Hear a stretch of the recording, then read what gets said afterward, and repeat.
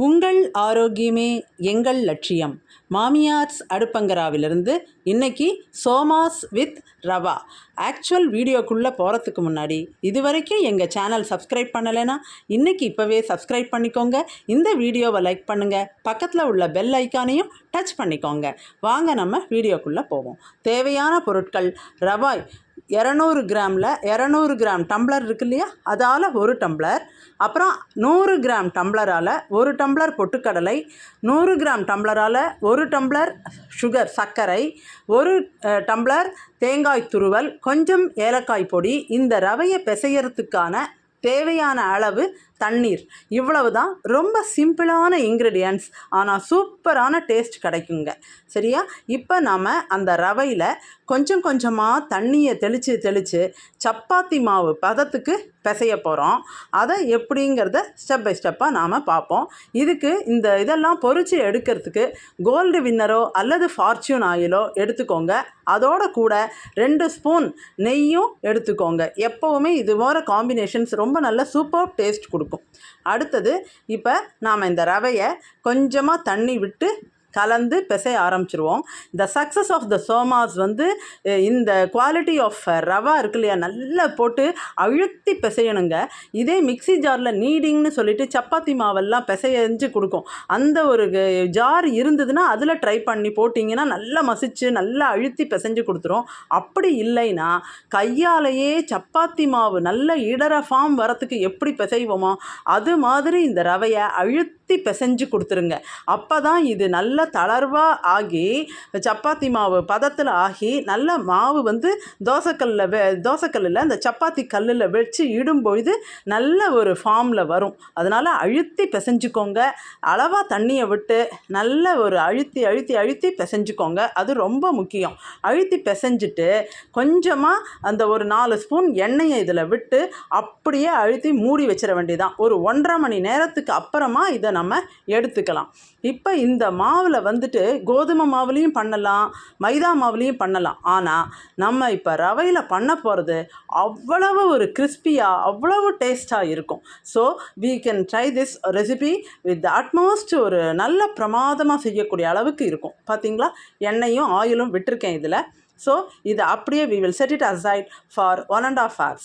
So 1.5 மணி நேரம் இதை தனியாக அப்படியே வச்சுருவோம். அதுக்கு பிறகு இந்த சோமாஸுக்குள்ளே வைக்கிற ஃபில்லிங் இருக்கு இல்லையா, அதுவும் நம்ம ரெடி பண்ண போகிறோம். அதுவும் நல்ல டேஸ்டியாக இருந்ததுன்னா அந்த சோமாஸை வச்சு நம்ம கடித்து சாப்பிடும்போது அவ்வளவு ஹாப்பியாக ஃபீல் பண்ணலாங்க. அதுக்கு ஒரு வாணலியில் ஃபஸ்ட்டு தேங்காய் துருவல் நல்ல ஒரு ட்ரை ஃப்ரை பண்ணிக்கணும். அந்த ட்ரை ஃப்ரை அந்த காலத்துலலாம் பார்த்தீங்கன்னா கமர்கட்னு சொல்லுவாங்க. உங்களுக்கெலாம் தெரியுமா? அந்த கமர்கட் சாப்பிடும்போதே அவ்வளோ நல்ல அருமையாக இருக்கும். அதுபோல் அந்த கரகரன்னு தேங்காயை வறுத்துடணும். அந்த தேங்காயை வறுத்து கேஸை ஆஃப் பண்ணுறோம் பார்த்தீங்களா, அந்த சூட்டிலேயே பொட்டுக்கடலையை வறுக்க வேண்டியது தான். அதெல்லாம் நான் எப்படின்னு சொல்லித்தரேன். இப்போ இந்த ரவையை நல்லா பதமாக பிசைஞ்சாச்சு. ஸோ தேவையான ஒரு 4 டீஸ்பூன் ஆயிலும் விட்டாச்சு. இப்போ பாருங்கள், சப்பாத்தி மாவு பதம் வந்திருக்கு பாருங்கள். இதை அப்படியே வச்சிடலாம். நாம் நல்ல ஒரு கையால் தட்டி வச்சுட்டு அப்படியே வச்சுருவோம். இதை ஒரு 1.5 மணி நேரத்துக்கு அப்புறம் இதை பார்த்தா போதும். அது வரைக்கும் இது அப்படியே ஊறட்டும். பாருங்கள், 4 டீஸ்பூனே எண்ணெயை விட்டுருக்கேன் நான். நல்லா தடவி வச்சுட்டா அது அப்படியே ஊறிக்கும். அப்போ தான் உங்களுக்கு இழுத்து இடும்பொழுது நல்ல ஒரு சப்பாத்தி மாவு மாதிரி வரும். அப்படியே ஊறட்டும். இப்போ அடுத்தது அந்த வாணலியில் தேங்காய் துருவலை போட்டுட்டு அது நல்ல கரகரகரன்னு வறுத்து ஓரளவுக்கு நல்ல பச்சையெல்லாம் போய்ட்டு நல்ல கருகரப்பாக வறுத்த பிறகு அதை கேஸை ஆஃப் பண்ணிவிடுங்க. அந்த சூட்லேயே பொட்டுக்கடலையை வறுத்துற வேண்டியது தான். ஃபஸ்ட்டு மிக்சி ஜாரை எடுத்து ஃபஸ்ட்டு அந்த பொட்டுக்கடலையை வறுத்த பொட்டுக்கடலையை போட்டுருங்க. அதுக்கு மேலே சர்க்கரை எடுத்து வச்சுருக்கோம் இல்லையா, அதை போட்டுருங்க. அதுக்கு மேலே அந்த வறுத்த தேங்காய் துருவலையும் போடுங்க. போட்டுட்டு அதுக்கு மேலே ஏலக்காய் பொடியும் போட்டு இது எல்லாத்தையும் கொரகொரப்பாக அரைச்சி எடுத்துருங்க. அந்த அரைச்சி எடுத்து ஒரு கிண்ணத்தில் வச்சுட்டிங்கன்னா நாம் ஃபில்லிங் ரெடி பண்ணியாச்சுன்னு அர்த்தம். பாருங்கள், நல்லா வறுக்கணும். அதுதான் ரொம்ப முக்கியம்.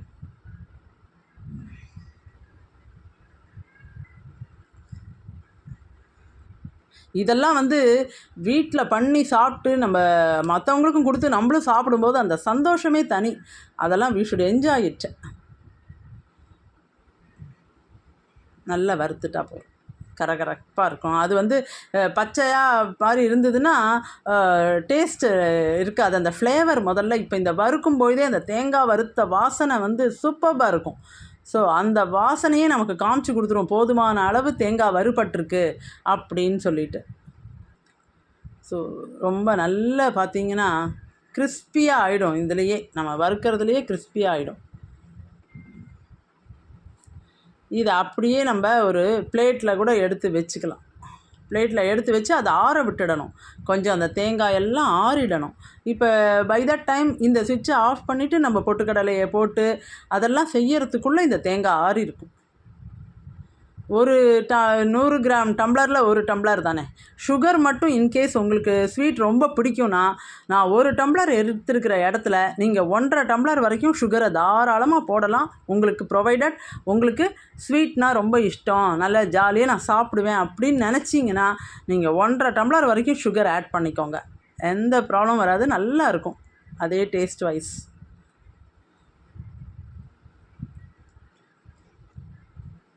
மிக்சியில் போட்டு அரைக்கிறதுனால கொஞ்சம் கொஞ்சம் சின்ன பீஸ் இருந்ததுன்னா இந்த தேங்காய் துருவும் பொழுது அதெல்லாம் ஒன்றும் பண்ணாது. மிக்சியில் போட்டு தானே அரைக்க போகிறோம், அதனால் ஒன்றும் ஆகாது. பாருங்கள், நல்ல கிறிஸ்பியாக ஆக ஆரம்பிச்சிடுச்சு.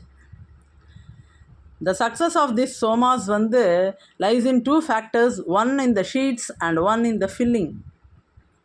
இப்போ இதை பிளேட்டில் மாற்றியாச்சு. நாம் பிளேட்டில் மாற்றிட்டு இப்போ கேஸையும் ஆஃப் பண்ணிவிட்டு அதுக்கு பிறகு அந்த சூட்லேயே பொட்டுக்கடலையை 1 நிமிஷம் அப்படியே இது பண்ணி விட்டுட்டோம், கலந்து விட்டுட்டோம்னா அது அப்படியே நல்ல ஒரு சூடாயிரும்.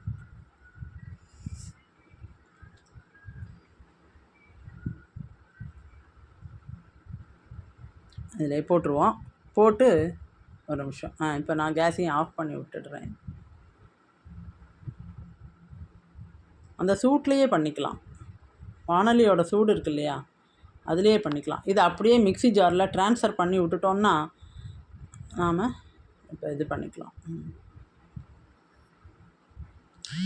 இது போல் டிஃப்ரெண்ட் ரெசிபீஸ் வந்து அப்பப்போ ட்ரை பண்ணிகிட்டே இருந்தோன்னு வச்சுக்கோங்களேன், நமக்கே வந்து ஒரு வித்தியாசமாக தெரியும். எப்போ பாரு இட்லி தோசை அப்படின்னே இருந்தோன்னா நல்லா இருக்காது. So when we try with snacks we should try with different recipes with different combination of ingredients. இதை இப்போ மிக்சி ஜாரில் போட்டுட்டேன்.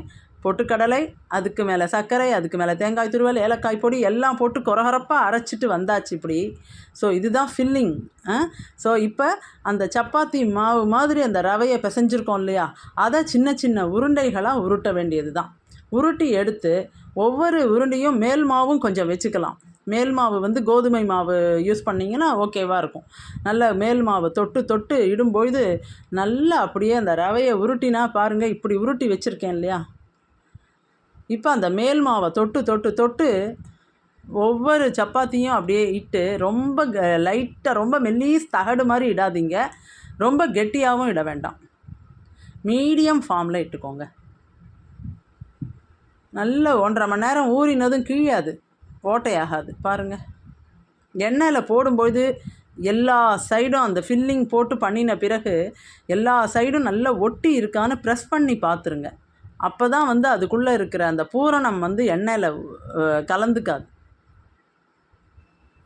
பாருங்கள், இதுக்குன்னு ஒரு அச்சு இருக்குது, சோமாஸ் அச்சு, அதில் தான் நம்ம போட போகிறோம்.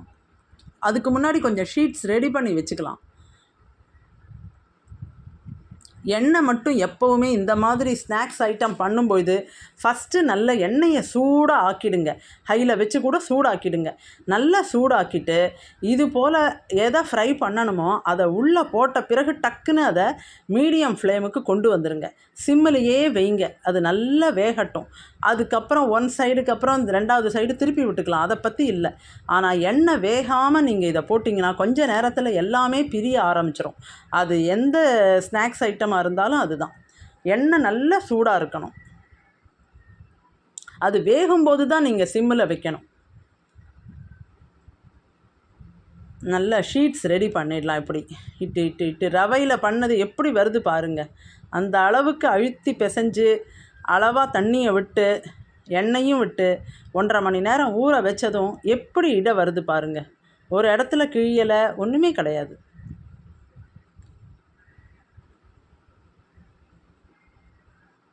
ரொம்ப அருமையான ஒரு ரெசிபி தான் இது. ஸோ அவசியம் ட்ரை பண்ணி பாருங்கள். இப்போ அதுக்கான அச்சை எடுத்துக்குவோம். 2 பக்கமும் எண்ணெய் தடவிட்டு இந்த ஷீட்டை எடுத்து அது மேலே வச்சு ஒரு பக்கத்தில் நாம் அந்த பூரணத்தை எடுத்து போட்டுட்டு இதை அப்படியே நல்லா க்ளோஸ் பண்ணி வெளிப்பக்கம் இருக்கிற மாவு எல்லாத்தையும் அப்படியே ரிமூவ் பண்ணிடலாம். அப்போ எடுத்து பார்த்தாக்க அது நல்லா அந்த டிசைன்லாம் ஓரத்தில் வந்திருக்கும். ரொம்ப அழகாக இருக்கும் அது பார்க்கவே. எது ஒன்றையும் ஒரு நேர்த்தியாக செய்தாலே அது நம்ம இன்வால்மெண்ட்டோடு செய்யும்போது அது பர்ஃபெக்டாக வந்துடும். பாருங்கள், இதை நல்லா போட்டு ப்ரெஸ் பண்ணி வெளியில் இருக்கிற மாவெல்லாத்தையும் எடுத்தாக்க இதை ஓப்பன் பண்ணும்போது நல்ல டிசைனாக வந்துடும். அந்த அச்சு நல்ல டிசைனோடு வரும். இதை உள்ளேருந்து எடுக்கிறதுக்கு ஒரு ஸ்பூன் மட்டும் யூஸ் பண்ணிக்கோங்க. ஏன்னா அப்படியே பிடிச்சி விடுக்குன்னு இழுத்தாலாம் ரவையில் இந்த சோமாஸ் கிழிஞ்சு போயிடும். அதனால் இதை பாருங்கள், கொஞ்சம் எடுக்கிறாங்க, பட் வேண்டாம். Because we have to use some sort of tool. ஏதாவது ஒரு ஸ்பூன் மாதிரி கூட நம்ம எடுத்துக்கலாம்.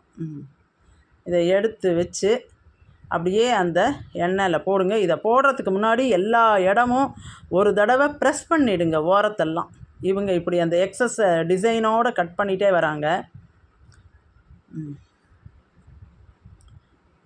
அந்த ஓரத்தெல்லாம் ஒரு தடவை ப்ரெஸ் பண்ணி விட்டுடுங்க லைட்டாக. பிகாஸ் இந்த பூரணம் கசிஞ்சு வெளியில் எல்லா எண்ணெய் முழுக்க ஆகிடக்கூடாது. அதனால் பார்த்திங்களா, நல்ல ஃப்ரை ஆகிட்டே வருது பாருங்கள். இது ஒரு பக்கம் நல்ல கோல்டன் கலர் ஆன உடனே திருப்பி விட்டுருங்க. திருப்பி விட்டு 2 பக்கமும் அப்படி கோல்டன் ஃப்ரை ஆன பிறகு நாம் எடுத்து விட்டுடலாம். Very tasty and crispy somas with ரவாவோட பேஸ் பண்ணி எடுத்து பண்ணியிருக்கோம். ஸோ சோமாஸ் வித் ரவா சூப்பர்பாக இருக்குங்க. இப்போ அடுத்ததும் நாம் ஷீட்ஸ் ஃபில் பண்ணி காமிக்கலாம். இந்த எண்ணெய் தடவிடுங்க அச்சில். அதற்கு பிறகு அந்த பண்ணின ஷீட்டை இது மேலே வச்சு ஒரு பக்கம் சோமாஸை போட்டு 2ஐயும் அப்படி அமுத்தினீங்கன்னா டப்புன்னு ஒரு சத்தத்தோடு அது ஃபிக்ஸ் ஆகிக்குது.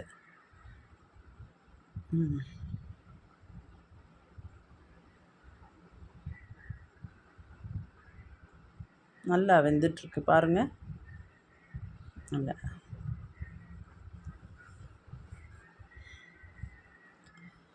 ஸோ அடுத்தடுத்து நம்ம போடக்கூடிய வீடியோஸ் எல்லாம் மேக்ஸிமம் எல்லாருக்கும் ஒரு பெனிஃபிஷியலான ரெசிபீஸாக சூஸ் பண்ணி தான் நம்ம செய்கிறோம்.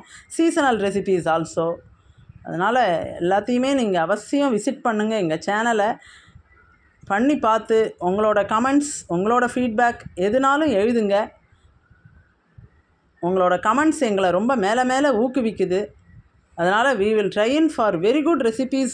ரொம்ப நிறைய ரெசிபீஸ் ட்ரை பண்ணிகிட்டே வருவோம். பாருங்கள், சூப்பராக இருக்குது பார்க்கவே. So try it, taste it. Thank you very much. Thank you from our channel.